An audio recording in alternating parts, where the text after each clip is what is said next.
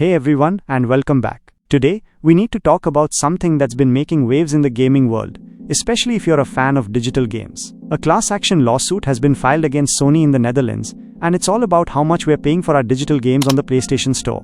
So what's the big deal?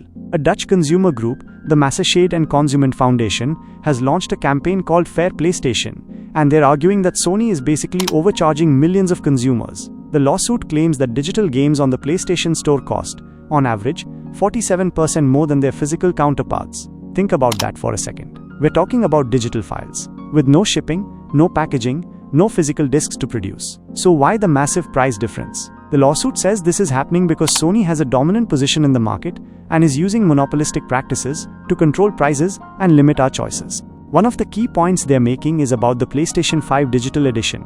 If you have that console, you can only buy games from the PlayStation Store. There's no option to go to another digital storefront and compare prices or find a better deal. It's a completely locked ecosystem. The consumer group estimates that this has cost over 1.7 million Dutch consumers a staggering amount of money since 2013. They're calling it a Sony Tax, and the total is close to $505 million. The lawsuit hopes to force Sony to open up its digital ecosystem, allowing other companies to sell games on the platform. This would introduce competition, which could lead to lower prices and more options for all of us.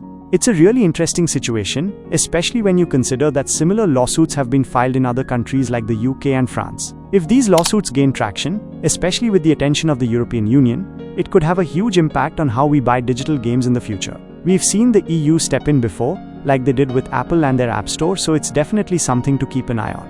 What do you think about all of this? Do you feel like you're paying too much for digital games? Let me know in the comments below. And if you found this breakdown helpful, please be sure to like, share and subscribe for more content.